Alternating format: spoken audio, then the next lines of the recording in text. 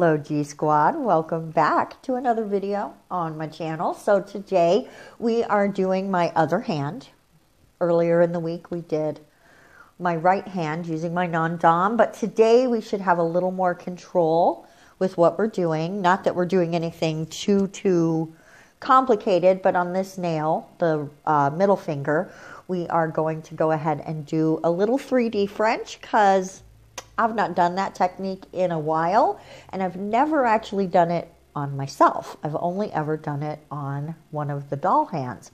So I just thought, since my birthday is in less than a week, I would go ahead and give myself something a little special to go with the other hand that's very shiny and blingy and glittery and awesome. So we are going to make a 3D French. Now what I'm going to do is just come in with a quick second layer to build up that tip a little bit more, because you really want to have some space there to be able to draw the, color the tip of that underneath and on the base of the tip. So what I'm doing now is just building that up. You will end up filing some of this off, but you really do need that ledge.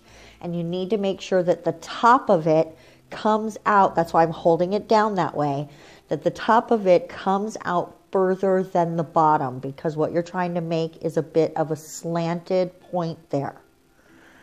And we will file that to make sure we get it the way we want it. But you can see I'm just building out that tip and giving it the opportunity to really get thick, but also for that point to be the furthest point out, for it to be really like the top of it to be the furthest point from the cuticle.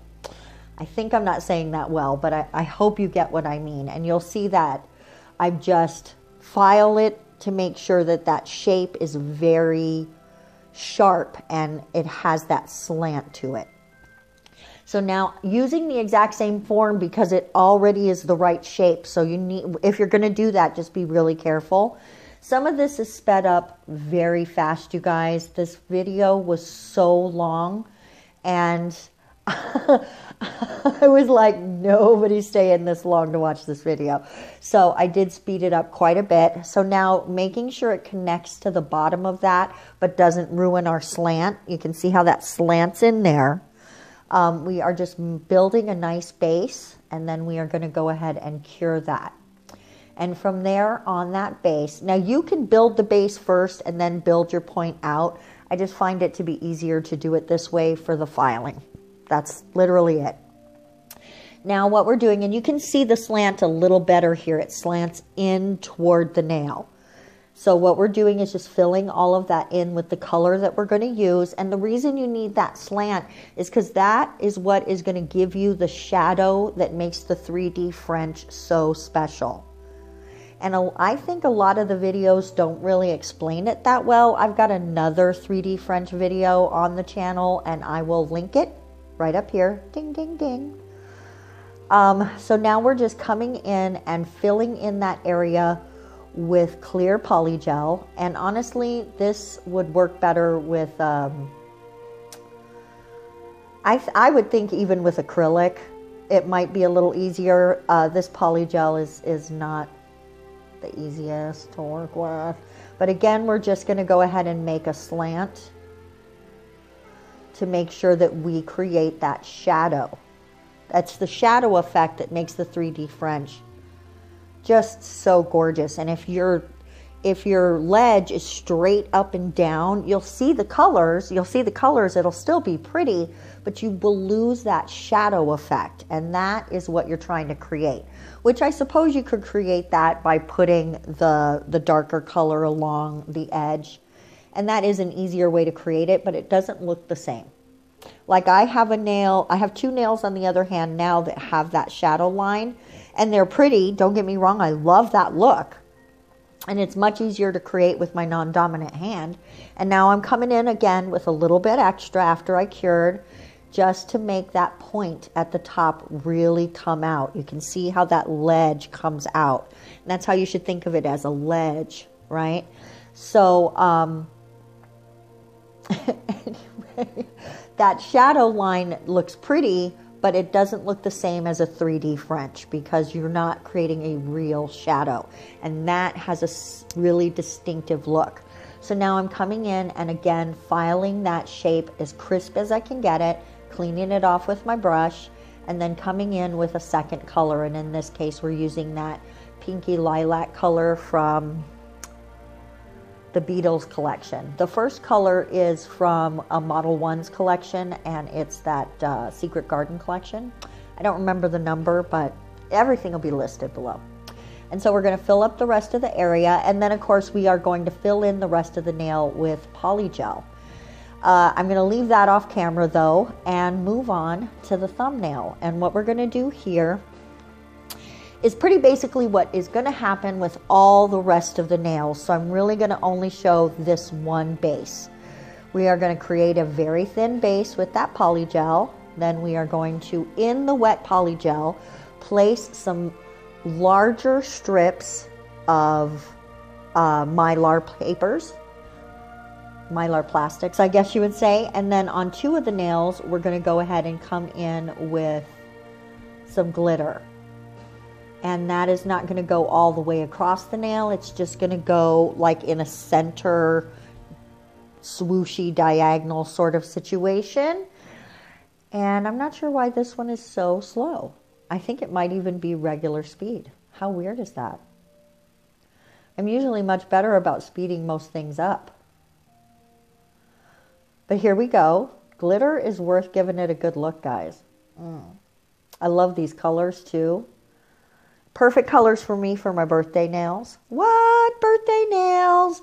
I'm actually going to have to take these off and do shorter nails after my grandson is born, because I'll be going out to Vegas to help with the baby and get to know him and see everybody in my family, and maybe start a change in my life or something. We'll see. That's for future videos though. That's for future. So we're just going to continue to perfect that glitter placement, and there it is. That's it, guys. Ooh, a little pushing, a little moving. Here we go. Here we go. Do we like it? Do we like it? Almost there. Here we go. Yes, that's it. Now we're going to cure that up after we add a little bit to the pinky. And that pinky is getting the mylar strips the same way the thumb did. So we have a little theme here, mylar and glitter. Mylar and glitter. And of course there's going to be a little bling, but we'll get to that. Pressing that in, and then we're going to come in with some colors. That purple doesn't end up getting used the way that I expected it to. And so it's going to be, I thought each one would have its, like two would be pink and two would be the purpley color, but it ended up not looking the way I wanted it to. So I cut all that footage, took it all off, and we ended up doing something a tiny bit different. So now all I'm doing is using the full color to make some spots where it's a little more opaque, and then using the color mixed with some top coat, shearing it out and giving it more of a jelly feel across the rest of the nail. So they're like jelly marbles, sort of, I guess we're going to call them. But I really love the look of it. It came out exactly the way I expected it to, except that purple was just not working. So what I decided to do was to do a wet on wet situation. So I've put down some top coat on the thumbnail here. And now I'm just going to swoosh some of this on here, and we're going to swoosh it in and mix it around and give it a little bit of a marbly look. And then we're going to come in with some of the pink and do the same thing and make a pink purple sort of marbly jelly situation. I am struggling to describe it. Honestly, it's kind of what I already called it, a a jelly marble situation. Maybe that's what we call the video, jelly marble situation. But it ended up being pretty darn cute. Right about there, I'm like, all right, I ain't mad at it. So we're going to do very, very similar over here. It ends up looking a little more pinky than the other one did, but you know, it all ends up working in the end, I think, and coming out super cute. So I'm not mad at it. I'm not mad at it. It's okay. No, it's more than okay. I really like this set, actually, is what I'm saying. I really like this set. Oh, the goober. Oh, the goober is here. Anyway, we're going to just clean off that middle a tiny bit because I really want those glitters to like say, hey, when you're looking at the nails. So now we're going to do a little bling, and on that middle finger, we're going to add some poly gel, and then I'm coming on top with the top coat. I had been not doing this, but my nails keep my gems keep popping off, so I thought I would just give this a try and see if it's working better. So far, the gems are actually staying on a little better than my other hand, where I have had to fix them several times. So we'll see. I've only actually had them completely finished for about 24 hours, so we'll see how they hold up.